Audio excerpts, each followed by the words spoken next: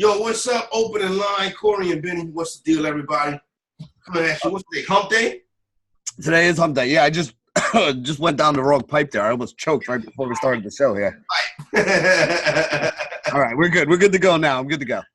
Oh man, how was last night, Benny? How was the evening? It was okay. Wasn't great for daily.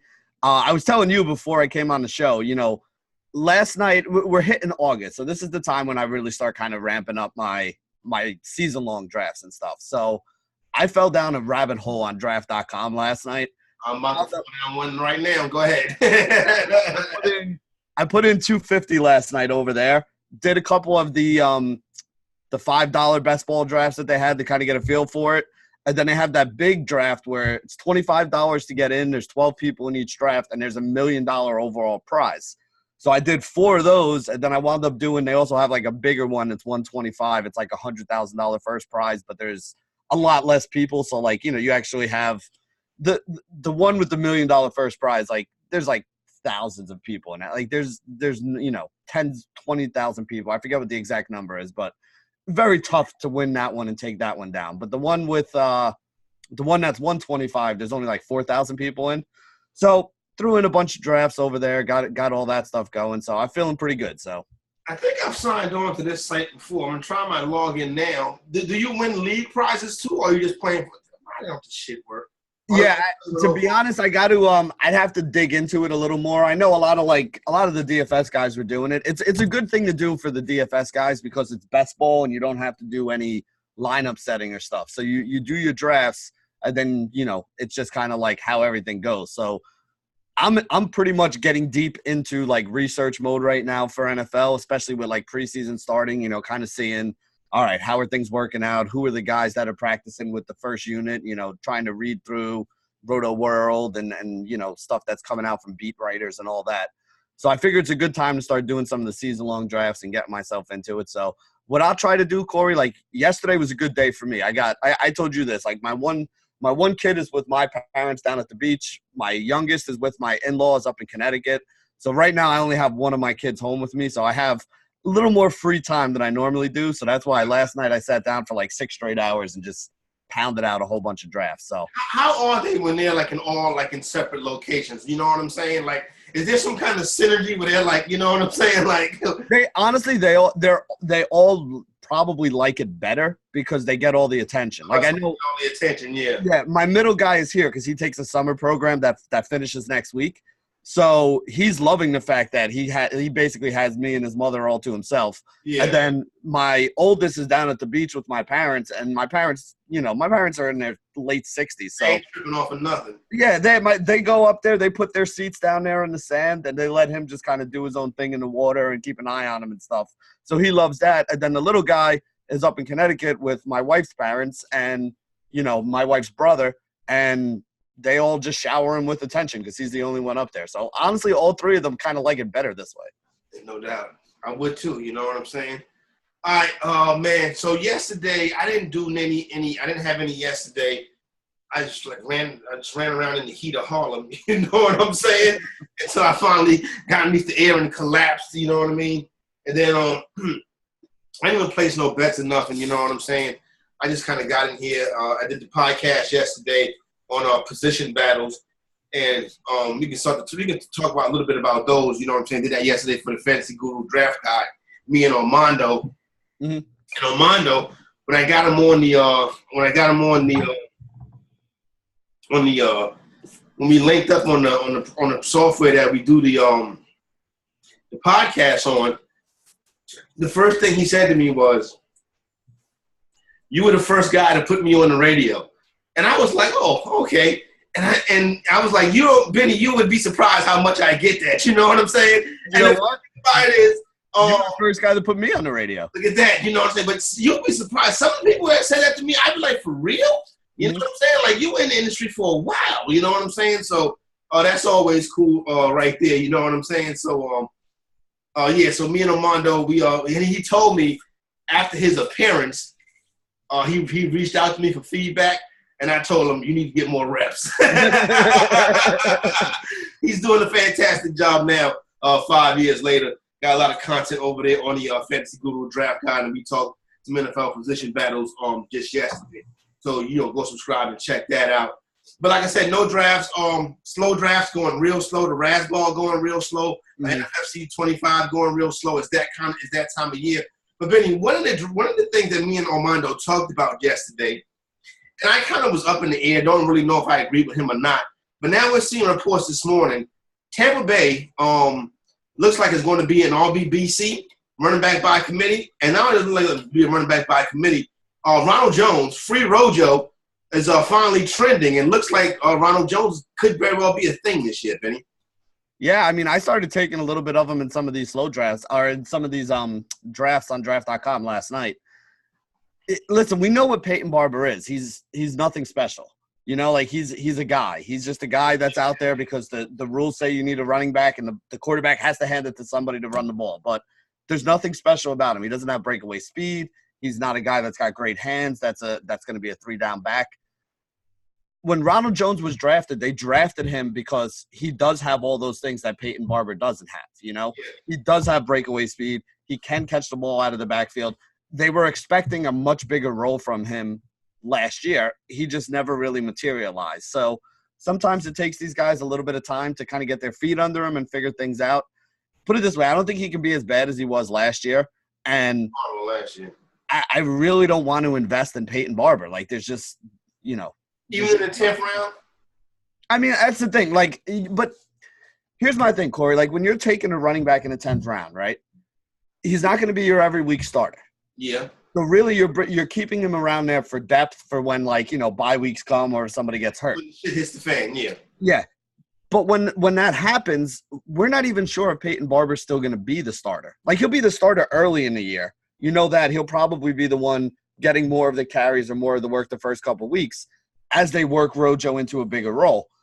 But you can't imagine that by the end of the year, Tampa Bay is going to feel good if Peyton Barber has been their lead back, their bell cow back all season long. So even by the time buys roll around and by the time people get hurt, he might not wind up being the starter. I would rather take somebody in that area that has the chance to be a home run. Somebody who you could get like even like a Carlos Hyde who's been going around that same kind of 120, 130 ADP that, God forbid something happens to Damian Williams, Carlos Hyde could be a league winner. There is no scenario where I envision Peyton Barber being a league winner. I can dig that. That is correct. So you're kind of talking about getting more, that's a safe way to go about it, but get more bang for your buck in round 10. And maybe you do take like a Hyde or something like that. They never really hit. Rojo, Ronald Jones, and Royce Freeman, the two running backs, never really hit last year. Mm-hmm. In the past couple of years, we've kind of been used to our rookie running backs hitting, Zeke and Barkley and Kamara and McCaffrey. They're at the top of the board. These are new guys, you know what I'm saying? One thing that I would say is about the Buccaneers, and let me know what you think about this, Benny. A couple of years ago when they drafted O.J. Howard, they should have drafted Dalvin Cook. Would you agree with that? They would be dangerous if they did. And, I mean, again, you had a good tight end in Cameron Brate there already who was just emerging. Make America great again. Yeah, I mean, it does actually make a lot of sense. That was something that they probably could have done better with.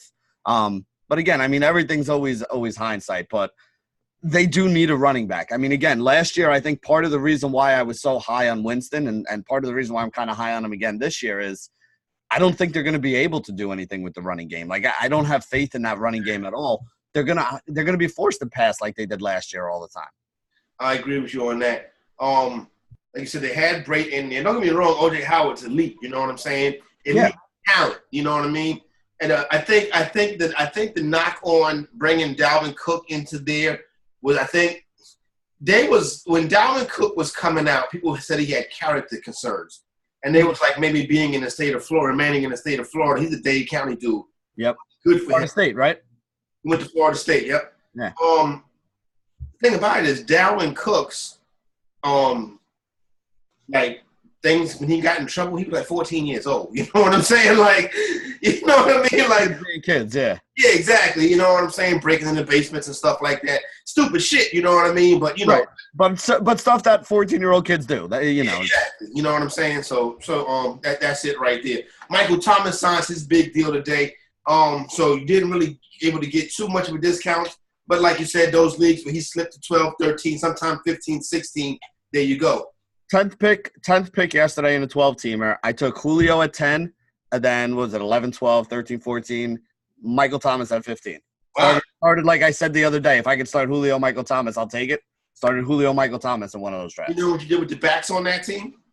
Yeah, I ended up with it wasn't great. I got Kerryon Johnson in the 3rd round, which was good because he's starting to move up. He is starting to move up. Yeah, so I got Kerryon Johnson, and then I wound up with guys like I think I got Geis on that team. Okay. I think I got it wasn't great. I think I wound up taking a couple of those back. Like I got Geis, I got Eckler. I wound up taking a bunch of backs in like round 6, 7, 8.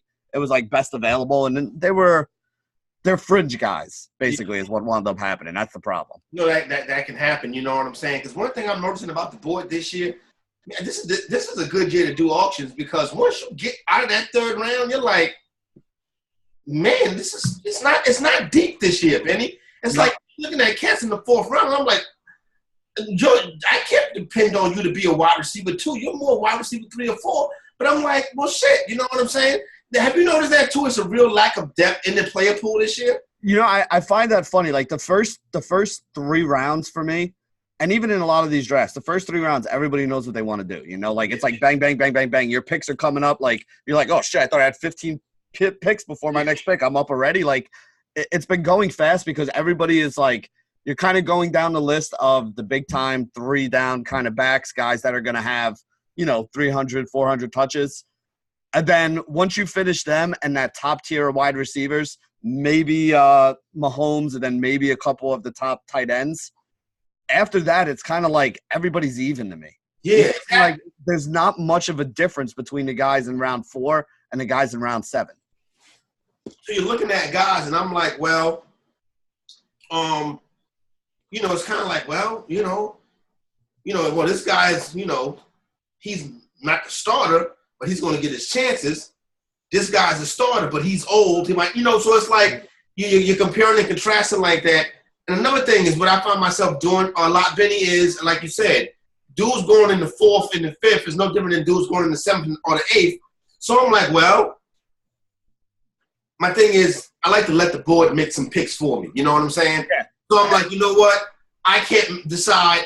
Let me go safe and take this quarterback or this tight end, and then let me see what comes back to me. And then I'm still like, it's still a pile of dog shit. You know what I'm saying? Like, what's going on here? But that, I think you actually hit on something that I've been doing too. Is like, I've actually, and I don't usually do this, but I've actually been going and trying to get one of the top 3 tight ends more often this year than I normally do because you can build complete rosters this year. Yeah, that's like, and the thing is, to me, there's so much value in having a Travis Kelce, an Ertz, and a Kittle versus the rest of the field at tight end.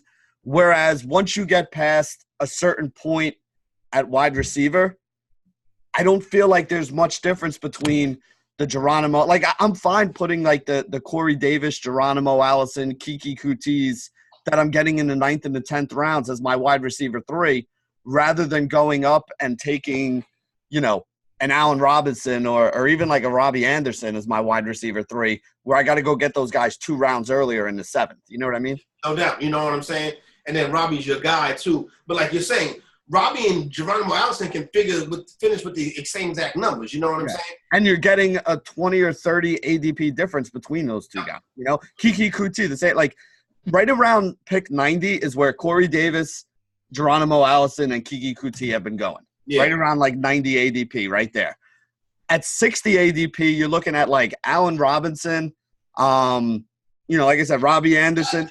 And that's why I'm like, okay, at that point, I'm willing to get out the wide receiver pool. Exactly. Those guys down the bottom, you know what I'm saying? Yeah.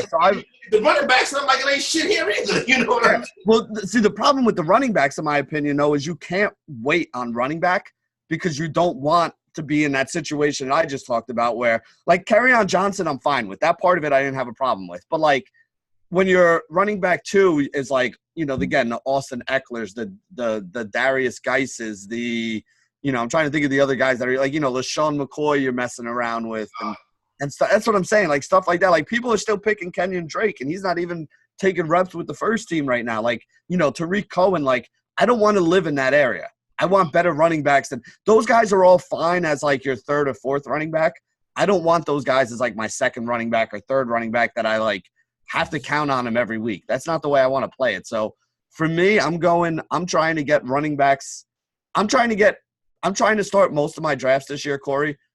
Running back, tight end in the first 3 rounds. Not in that order, but like, you know, like if I have a 6th pick, maybe I'll go Kelsey and then try to grab, you know, like Dalvin Cook and Kerryon Johnson or something like that. Let me ask you this, Benny. Are you willing to start 2 tight ends? Like get somebody out that first 3 and then come back to that next tier with Ingram and Henry and Howard and get one of those 2 and flex one of those guys? It really depends on the scoring system. I would never do that in anything other than a full PPR. Yeah. Because in like a half PPR, you're just not going to get enough points from the tight ends versus the running backs for me to want to spend 2 top 10 round picks on a running back. Like it'll just leave your roster thin everywhere else. You know, again, in like a Scott Fishbowl strategy where the tight ends have like added importance, yeah, I would be perfectly fine doing something like that. But for the most part, I'm waiting. I'm getting in round 18, Corey, I'm getting Matt Lacoste every time. You know, I may have mentioned this to you, Benny. Greg Olsen is going undrafted now. Yep. Is on the damn Carolina Panthers. Like, he's not in the broadcast booth. He's going undrafted. And I'm like, if Greg Olsen can give you 10 games, he could go crazy. Really, for a back, and again, he's probably not your number 1 tight end. He's probably your number 2 tight end on whatever team. If he can give you, if your number 2 tight end can give you 5 good games, you got to steal. Yeah, so interesting. And then God forbid Greg Olsen give you 16. Greg Olsen is still the engine of that Carolina Panther offense. And that's, to be honest, this is why I'm building my tight end strategy that way, where I'm trying to get one of the studs early, because you can get one of those studs early and you could literally forget about tight end for the rest of the draft now. And you come back and you're looking at Greg Olsen, Tyler Eifert, you know what I'm saying? Yeah, Matt Lacoste, they're all in that same like 200 ADP range. Yeah. Jordan Reed, who can have a big season also if things hit right. Jordan Reed is not even 30 years old, son. Wow. Jordan Reed is going like around the 150 for ADP. He's a guy that I target, but people tend to be – I've been getting sniped a lot on Jordan Reed, and I'm not willing to go higher up to get him than I think he's going. So people really like him this year, though. I think his ADP is going to start creeping up. Speaking of tight ends, I want to read to you this from Nick Mencio yesterday. Appearing on NFL Network, Zach Ertz admitted that his stats are going to take a hit. Quote, obviously, we've added a ton of weapons. Deshaun Jackson, Miles Sanders, Dallas Goedert is going to take another step. That doesn't mean I'm going to have 116 catches again. That's not what you want to hear. You don't want to hear a player saying that. You know what I'm saying? Benny, I've been this way from the jump. I'm fading Ertz, and I'm fading Ertz mainly not because of the people around him. I'm fading Ertz because Ertz is not going to give you number 16 games. That's just not in Zach Ertz MO. You know what I'm saying? He gave you 16 last year. He was amazing. Mm-hmm. He's not going to give you 16 again this year, number 1. And number 2, you know, the weapons. To me, Carson Wentz's favorite target is always going to be Zach Ertz. But I do see where people are coming from. Ertz is being overdrafted, in my opinion. I don't mind Kelsey, and I don't mind Kittle, but Ertz is being overdrafted. I don't completely disagree with that. The 2 guys I've been trying to get are, you know, again, if I'm going tight end in the first round, I'm going Kelsey. In the second round, I much prefer Kittle if I can get him. Somebody took Ertz right before my spot, and I took Kittle right after, and I was so happy because I was like, if it went the other way, would I have still taken Ertz? I'm not really sure. You know what I mean? I had Kittle at the top of my board, and I was like, well, I could always take Ertz if he takes Kittle, and he wound up taking Ertz, so that actually worked out well for me. But, yeah, I kind of agree. It's also a reason I've kind of been moving Dallas Goedert up. Yeah. And especially in, like, a best ball draft like this. Like, again, people need to understand, and it goes back to what I was saying with the Peyton Barber thing before. You know, there's a lot of guys like a Jack Doyle is a solid tight end to grab for you, but Jack Doyle's not going to win you your league. No, You're gonna have to I worry about Mo Alley Cox. I worry about Mo Alley Cox. I worry about Eric Ebron. Like, there's a lot of even if he has a good season, he's not going to have a great season. He's not going to be the breakout tight end like Kittle was last year. Dallas Goedert, if Ertz goes down, could wind up being a guy who's a top 3 tight end every week. Yeah. He's going to step into that role. He's going to do it without Ertz, so he's going to be the only guy there getting 80% of the snaps or so. Again, there are a lot of other weapons there, but if you take out one of those two tight ends where the other one's got to be on the field all the time, and then the difference is, Ertz is a second, third round price in a lot of these drafts now. You're getting Dallas Goedert in round 10, 11. You're getting this guy later than that even. I mean, I think his ADP is 130, 140, somewhere around there. So really that's like 11th, 12th round. You're getting a guy that could be a league winner in the 11th, 12th round. Like, that's a big deal. No doubt. I agree. Now, that Philadelphia Eagle team is set up to be unfortunately, it's set up to be a pretty good team this year. And unfortunately, because you're a Dallas fan? Yeah. Okay. They got lucky, I believe, and won the Super Bowl a couple years ago. And don't discount Nick Foles. Come on, Nick Foles is there. They didn't get lucky. They got Nick Foles. That's what happened. BDN. Big Dick Nick, man. You got Big Dick Nick. Good shit happens. BDN, you know what I'm saying? Me and Armando were doing the position battles yesterday. We talked about BDN. Well, fuck out of here. We talked about Nick Foles. Okay. And the Jacksonville wide receivers. He likes Westbrook. He likes Westbrook as a guy that he thinks can bring you back some top 30 value. I don't think he's crazy. D.D. Westbrook, I like. D.D. Westbrook, to me, is the only Jags receiver that I'm kind of interested in. I don't really want to mess around with if it's going to be – I mean, who is it even going to be on the other side? Is DJ Shark been the one who's seeing most of it early on here? Marquise Lee. Well, I mean, Lee's hurt right now. So, I don't even think he's playing at the moment. So, it's probably Shark. Lee is somebody who has actually gone undrafted in a lot of drafts too. He does. If you're in the 18th round and you're looking for somebody – Marquise Lee probably has more upside than whatever scrub you're about to take in the 18th round, wide receiver-wise. So, That is true. You know who else is somebody that's interesting? Austin Hooper at tight end could be an interesting proposition also. Mm-hmm. Austin Hooper finished as tight end 6 last year, Benny. Yeah, he makes a lot of catches. He had some double-digit catch games last year. Yeah, he had some games. The thing is, though, it's a lot of hit or miss. Like, he's a much better best ball play than a guy I want to rely on every week because he had some of those games where he had 10, 11 targets, and then he had other games where he had, 2 targets. You know what I mean? The 3 seasons that Dirk Cutter and Matt Ryan were together in Atlanta, mm-hmm. The Falcons led the league in attempts each of those 3 seasons with well over 600 attempts in each of those 3 seasons. The football is going to be flying in Atlanta this year, and Julio's going to get some of that. Yeah, I mean, listen, Julio is my favorite guy that I've been spending up on at wide receiver. He's the guy I've been taking the most when I go wide receiver first round. And on my teams, I have a lot of Calvin Ridley, and I also have Calvin Ridley you're able to get somewhere around the 6th round, the 5th, 6th, 7th round in there is where he's been going. His ADP is right around 60. You can get Mohamed Sanu is basically free. He's going at ADP 150, 170. So you're getting him in round, 15 or something like that.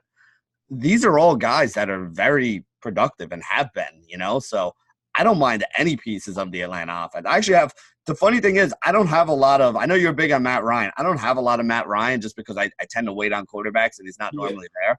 But I got all his pass catchers, and I even have a bunch of Devonta Freeman too. I have a lot of pieces of that Atlanta offense, so I'm hoping they put up a ton of points. No, like I said, the attempts. And you look at Julio Jones, and it's funny. Julio Jones actually said in one of his press conferences. Saw that. They asked him about being back with Cutter and stuff like that. Son said, "I might go for 3,000 yards this shit." I know. I saw that. Maybe he might go for 3,000 because Benny, when him and Cutter did it before, it was 1198. No, that's the year. That's a Cutter year. Cutter was here. These are the years Cutters were here. 1198. Then the year he was hurt, and then 1593. And then Dirk Cutter might have been there in 2015 too. And 2015 he had 1871. I mean, again, I don't think it's crazy. What I do think we should be doing right now, Corey, is looking at that prop for Julio Jones to lead the league in receiving yards. Yeah, that's not a bad idea, Benny. I have to look that up. I have to look that up after we get off the air. I'm going to look it up now. All right, look it up now. See what it is, man. I'm going to throw some money on that one. Julio receiving yard. You know what I'm saying? While it's on my mind, while it's fresh. Yeah.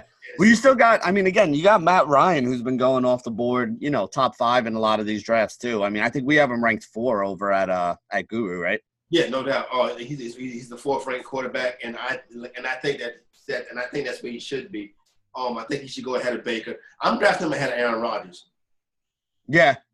I'm fine with that. I have no problem with that. I like Aaron Rodgers a lot too, because I also have a lot of his pass catchers. Like I said, you know, kind of pounding on the Geronimo Allison around 90, 100 right there. You know what I like about Allison too, Corey? I don't know if you heard some of the news coming out of Green Bay. They're using him in the slot role. Oh, that's excellent. That's amazing. Because he could wind up with just an absolute ton of catches this year if he's coming in there out of the slot. I mean, listen, Randall Cobb had some monster games playing out of the slot for them. So I like that even more. Some people were upset about it, like, oh, Valdez-Scantling on the outside. To me, the only reason I kind of liked Valdez-Scantling is because I thought he was going to be on the inside. So now that I know Allison's going to be that slot guy, again, like he has been – I think I might have been the guy who drafted him. If I did 10 drafts last night, he's probably on 8 of those teams. I also had a ton of last season, had a ton of Geronimo Allison, and my teams were playing very well when Allison was producing. Then he got hurt, and I never jumped on MBS. And me and Armando talked about MBS yesterday. He's an MBS guy. I think it's a player that you should invest in both. Maybe not on the same team, but definitely you want shares of both. Julio Jones for the most receiving yards. Now he is the favorite, Benny. Yeah, he's the favorite at plus 600 though. Plus 600 is good, man. You're gonna give me 6-1 on it? I'll take 6-1 on it. Yeah, 6-1 on Julio to lead the league in receiving yards. And then, wow, and now I think about it, Odell is 1,200. My God. 12-1. 12-1 for Odell. So could go crazy this year.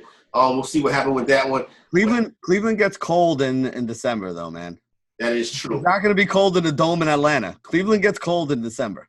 Yeah. It looks like Tyreek Hill just has a bruised thigh. Mm-hmm. So it looks like he's going to be pretty good to go. So we know. Anything on Mike Evans? No. Mike Evans got caught. Mike Evans left the field yesterday too. I don't know how serious it was though. Okay. No, I didn't get no updates on Mike Evans, so that's a good thing. No news is good news, Vinny. That's actually true. Yeah. You know what I'm saying? How much Jameis do you have? Like, who's been your quarterbacks? Who were your quarterbacks last night? Your quarterback guy. Who you been walking away with? So basically, the way I was starting my drafts, I was telling you, I was going tight end and then trying to grab like 3 running backs early, and then going on a run of like wide receivers between round 5 through 9. Because to me, they're all the same. So you just grab like 4 or 5 of them, and hope that a couple of them have good weeks, a couple of them have bad weeks, whatever. You got enough to get you through. So I've been going around round 10 is where I started looking for my first quarterback. It's been the round with the guys that keep being available there. Occasionally Wentz drops. But for the most part, it's been like Cam Newton, Russell Wilson, Jameis Winston. That's excellent. And that's exactly the range I want to be in, because I'm going to be honest, I really like Winston this year. I think that that's going to be a pass-happy offense. I don't think they're going to be able to run. I think he's going to put up numbers. I think they're going to be losing and playing from behind. All the same reasons I liked the Tampa Bay quarterbacks last year, I like him again this year. But even if somebody else takes Winston around there, if you're dealing in that range, round 10, and you're looking at guys like Wentz, Cam, Russell Wilson, and Jameis Winston on the board all around like ADP 100, 110, that's a good place to be living and looking for your quarterbacks. Yeah, no doubt. And those are like when you're getting solid, these are dudes that won MVPs. Cam Newton and Russell Wilson have won MVPs. You know what I'm saying? So MVPs, Heisman trophies. I mean, you got a good crew right there. Those laptops. No, let me not. Yeah, that's crab legs. Chicken legs. Yeah, crab legs. That's right. Yeah. Shout out to my son Jameis. You know what I'm saying?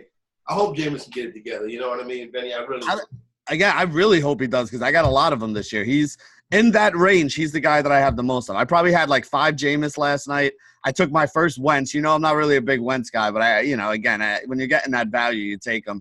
And then I think I have 2 with Cam and 2 with Russell Wilson. We do every year.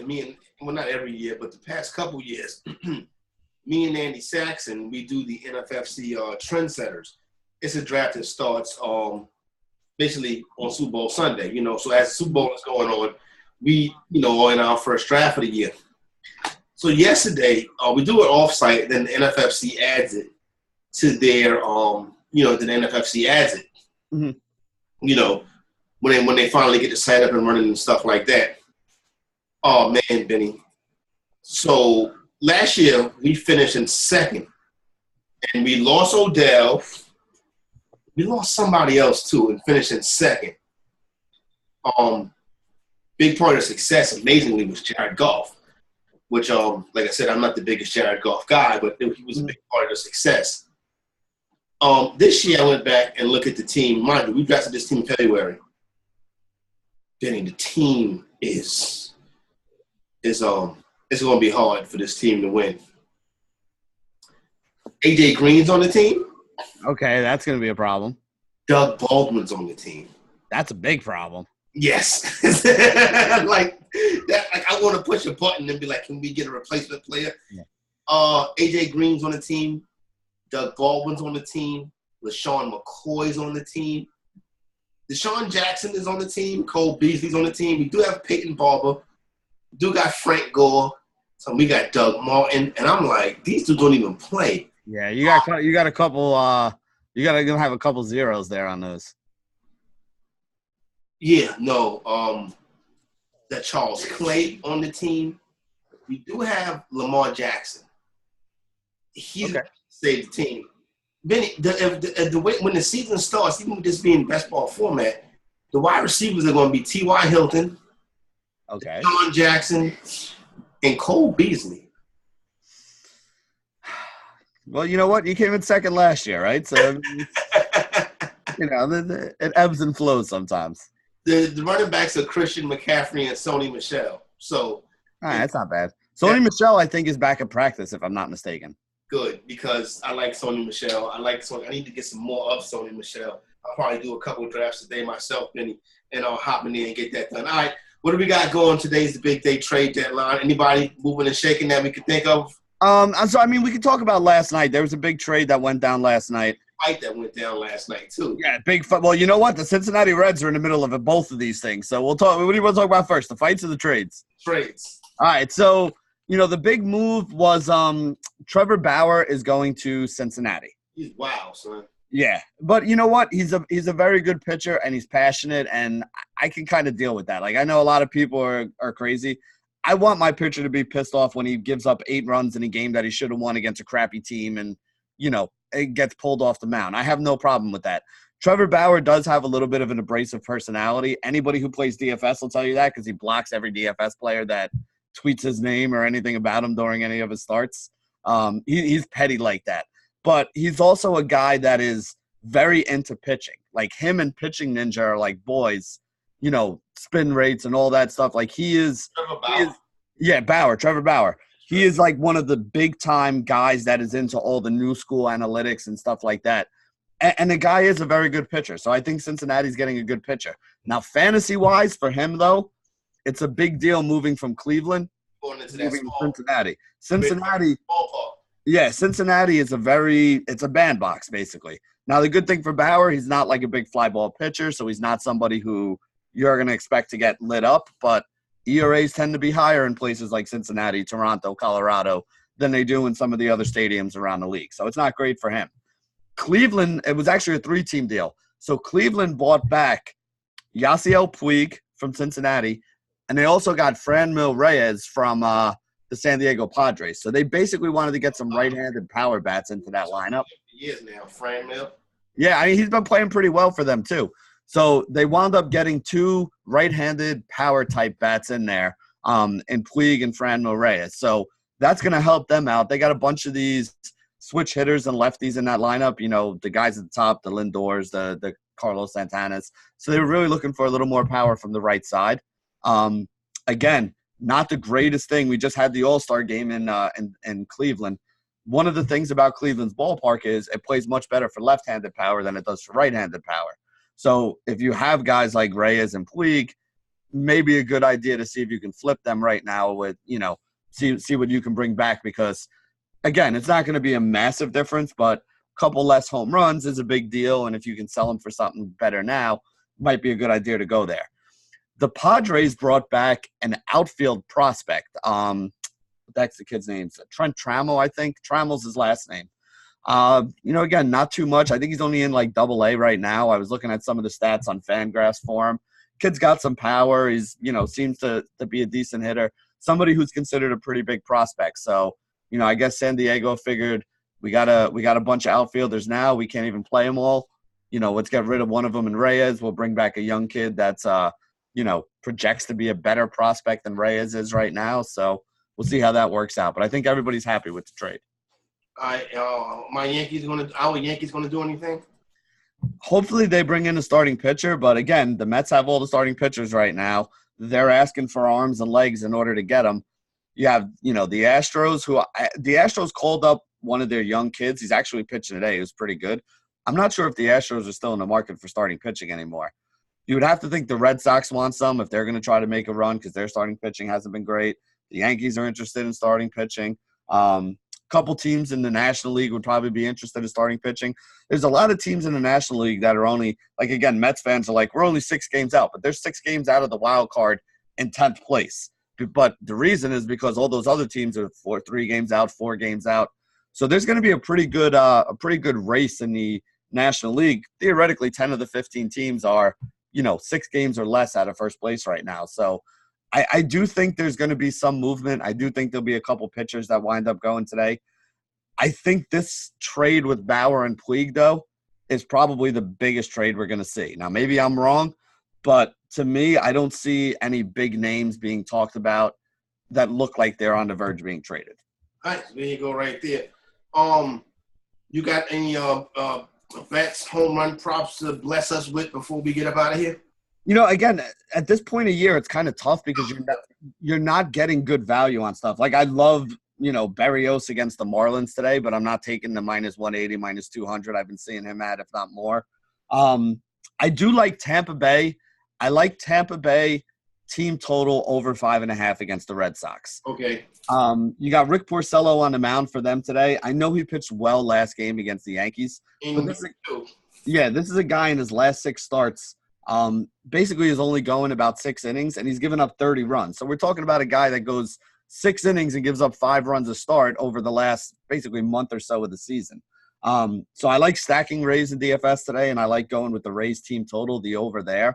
If you're looking for some home run props, the guys I would be looking for home run props are lefties on either side of the game between San Francisco and Philly. There is a little rain there, so make sure that the game is played and that it's not shitty, hitting weather. But like Bryce Harper and the rookie Adam Halsey on Philly side, Alex Dickerson, Brandon Belt on the San Francisco side, Vincent Velasquez and Jeff Samardzija are both giving up a lot of fly balls. It's a good home run park, and both of those guys struggle against lefties. So left-handed bats with power in Philadelphia tonight on either side of that game. Those are good guys to look at for a home run prop. All right, there you go. Big piece of chicken. I got to give it to Michael Thomas. Shout out to him. He cashed out this morning, went and got his money. Highest paid wide receiver, I believe highest paid non-quarterback ever. Amari Cooper, you are now set up. Go get yours. What you got, Benny? Yeah, I'm giving mine to Amir Garrett. He went wild.